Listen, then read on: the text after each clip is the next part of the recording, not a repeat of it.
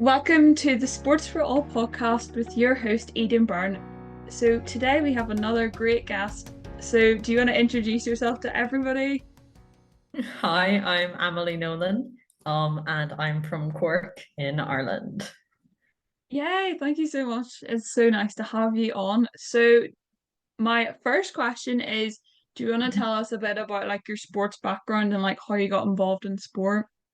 When I was younger, I started off doing camogie and like GAA, the basics of any Irish child. And I also did ballet for about 4 years. Started when I was four, ended when I was about 7 or 8. And yeah, I think I really enjoyed those. Those are, great fun. And I made a lot of new friends from it, and it was good for keeping fit. And then I'd say my main sports career, I guess you could say, started when I was around 7. And I used to hit just tennis balls around with like my dad and stuff when I was outside in the front of the road. And I ended up one day asking my parents after we came inside after that if I could do tennis with the local club. And I thought it'd just be, for a couple of months kind of thing, kind of a phase. But I've been doing it for 8 years now with my local club. It's been great. Before COVID, I kind of did like tournaments and stuff at Whitechurch, but we kind of stopped doing that after COVID, I guess. I'm not sure why. They just haven't done them things. I think it's mainly for the younger group. And then recently, a couple months back, I started doing squash with my local club as well, which has been, great fun. Like I'd never even seen squash played before, and now I'm playing it like every evening, which is great, and it's so much fun. And through tennis, I met my best friend, which has been like probably the greatest part of doing sports of all. Oh, I love that. I love that so much. Yeah, no, I've definitely like met some really great friends through like taekwondo as well. Like it's just a great way to It's like great. meet new people. And, like especially people who you probably wouldn't meet in school. Like I know like because I Yeah. went to an all girls school, like I was just like with girls all the time and I hadn't really met any boys my age. So it was cool to like Yeah. meet other people. So obviously you've been doing sports quite a lot. Do you have like any like big achievements? Like what's been your kind of biggest thing that you've done that you've been like, oh my goodness, that was like a big thing? Um, I think my club's never been too competitive, so I don't have any like big shiny trophies to like show and stuff. But I just think to probably doing the tournaments at Whitechurch before COVID when I was maybe like 8 to like 10 or so was definitely, I think, really fun for me. Because like I think it helped me meet a couple new people who weren't even from my area. So making friends through that, boys and girls, was amazing, and just a confident boost it gave me as well. And I think it really helped me learn how to be, healthily competitive. And it definitely helps. I think doing competitive things, it definitely helps your ability in doing sport because it like kind of pushes you to do more and more. Obviously, you can still play sport without being competitive, but I think that was really probably like the highlight of me doing sports so far was that. Yeah, definitely like can kind of push you out of your comfort zone a bit, I feel like as well. And Mhm. then you like obviously like learn quite a lot from the experience, which I'm actually gonna ask you a wee bit about what kind of like skills that you've kind of learned from getting involved in tennis and squash, like how have those kind of helped you like as you've grown up as like a teenager and Yeah, yeah. yeah. I'd say I've definitely learned, skills of like being dedicated to something, which has not just helped me in keeping through with my sport, but I'd say also my schoolwork. I'm coming up into my junior third year. So like that's definitely, helped me kind of be motivated to keep doing it because I know it like the results that happen from having dedication are definitely worth it. From when I did GAA, I'd say I definitely learned a lot of teamwork. And even in doing tennis, doing doubles is to definitely help me learn teamwork and communication, I'd say, and being able to work in a team with people and like communicate properly with them. And like, as I mentioned before, like being competitive in a healthy way, in both academics and in sports has been really helpful. And it can, being competitive can be really fun sometimes. And I'd say one of the main benefits is definitely having like skills I've learned is managing, my mental health, say, because I'd always have something to lean back on if, I hadn't had a good day. I know I could go out and do my tennis or now do squash something. And, I could kind of just forget all the worries that were happening in life if time was tough and, helping stay fit and healthy as well. And it's, yeah, I'd say it's the main benefit. Yeah, there is definitely a lot of benefits.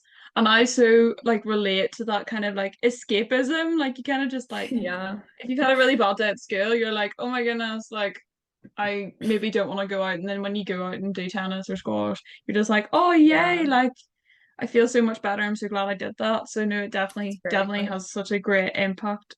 So my next question is, has there been any like barriers or anything or like challenges or like maybe people in like your local area, like do you know of any challenges they might face in getting involved in sport? I'd say the first main one, and I'd say the one a lot of people probably relate to, is when I did, football and camogie and just other GA sports. There's a large lack of support for Yeah. girls. Say my locality, which is small enough village, but there's a lot of people. They didn't have a Gaelic football team until I was like 8, and they didn't have a camogie team, or sorry, they didn't have a camogie team until I was 8, and didn't have a Gaelic football team until I was like 12, which is only like 3 or 4 years ago, which is kind of crazy, especially for an Irish town. Um, Yeah. so I think that definitely made it harder because there's not just a lack of support for girls, which there was even when it started, and in our like the close town, the team I played with there, like there was still a lack of support. Where say the lads would get a pitch and we wouldn't, or like their training would be prioritized over even like a competitive match that we had. But also, yeah, the fact that there wasn't even a team for some of us to play on was, kind of crazy. So I think that's Yeah. definitely a difficulty. But I think like all the girls who were on my teams at that time, like, great people, they like we all just kept going with it. We fought and our trainers fought to be able to get us the spots, to get us this places for matches over the lads, and to fight to get us proper gear and everything as well. So I'd say that was one of the main difficulties is, the sexism in sport. And I'd say the other thing is like keeping motivation while doing sports, especially when you like feel like you've hit a roadblock and you can't really improve. Like I hit that roadblock a couple months ago in tennis in summer and I nearly quit at that point because I just was not getting better. But I kept going with it and now I'm improving in my skill a lot, I think. So I think just a way to get over that is just the encouragement from family and like my coaches and my best friend. Like I know they'd be disappointed if I quit. I'd probably be disappointed myself. So I'd say just to keep going at it and getting support from family and friends. And like, the feeling that something's aren't as good as other people as well can be there, especially if you play competitively. But like it's hard, but just keep going. Like to anyone listening who's thinking about quitting, like you will improve if you just keep at it, like keep playing. No matter how often you play, you will get better. Like, That is such great advice. I was actually gonna move on to ask if you had any advice, like if anybody was like maybe struggling with their confidence or like motivation. I'd say as well as like kind of what I just said is say if somebody's like worried about going into a new sport, like you could always try joining a sport that a different friend does. So like if one of your friends does rowing and you're thinking of starting a sport, maybe go for that. Because at least you'll have somebody because that can sometimes be the hardest part of starting a Yeah. sport isn't just getting good at it, but is the fear that everybody else already knows what they're doing. And like I promise Mm. you there will be at least like 5 people who don't know what they're doing, even if they've been there for a year. And like everybody started somewhere. Like so many people say that, but everybody did. Like I have people joining my tennis club who've never played tennis before. And even in the past year, they've improved so much. And it's like I was also at that point where I didn't know what I was doing. So it's nice, like nobody's going to judge you for not being able to know. So I'd say that might be something to start where a friend is. At least you have a friend there. And like another thing is sometimes you might feel like you're too old to start a sport. Like I thought I was like, some people are like, if you don't start like a sport or an instrument at 4, you've no chance. Like I started squash, what, like 4 months ago, 5 months ago, maybe, and I'm already I'm not good, but like, I'm like really I'm really enjoying it even. So like Yeah. if you're scared to start sport because you're too old, just go for it. And your future self, like me in 3 years, will thank me now because I Yeah. didn't wait until I was like 18 to start a sport. So like always just go for it, I guess is the main thing. Like go for the competitions if you like being competitive, go for making friends, go start that new sport you've been thinking of doing. Like that's Yeah. really the best advice, I think. You know, that is amazing. And like I know like even my like taekwondo instructor, he didn't start taekwondo until he was like at uni or something like that. And he was like 20, 22 or 23. So Yeah, like there's definitely like it doesn't matter what age you are, just as long as you find yeah, something that you really want to get involved in, like just go for it. Like you won't regret it. Yeah, and like you'd hear of um some even Olympians who didn't start like their sport until they were in their second year of university. And it's like, and now they're already here, you know? yeah, So it's like, and some sports don't take that long to get good at, you know? So like it's never too late to start, you know? exactly. And if you put the hours in and like you train hard and like you feel like really motivated and encouraged, I Yeah. think you can just kind of make your Get way. anywhere like once you just try Yeah, your best. yeah. That is so good. Thank you so much. So my last question is, well, we're still at the start of 2025. So what are you excited about? And what do you kind of have like to look forward to in 2025? Yeah, I think aside from just, practicing more and moving on my abilities, hopefully, I think hopefully I can start doing some more competitive stuff this year.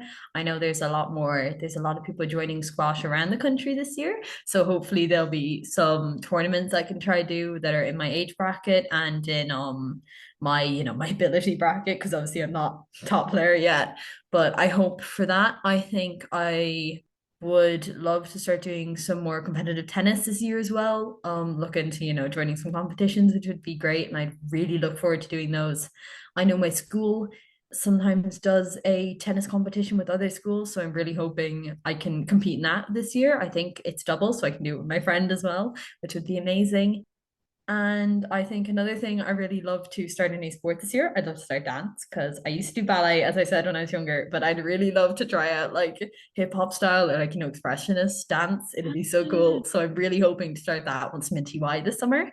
So yeah, I think those are my hopes for 2025 and just continue playing my heart out and try get as good as I possibly can this year, make the most of it. Yeah, no, absolutely. Oh my gosh, that's so exciting. And I can't wait to hear all about like dance as well. Like it'd be so cool to find out like how you're getting on. Yeah. But no, you'll be so busy. It's very exciting. Yeah. Yeah. Well, thank you so much for being a guest. And Thank you yeah, for having me everybody's on. gonna love to hear your story and be very inspired. So yeah, thank you. It's great. Thank you. Thank you so much for listening to the podcast. It would be great if you could give it a follow and if you could give it a rating. If you want to connect with me further, you can find me on LinkedIn at Eden Byrne or on X at Eden71003.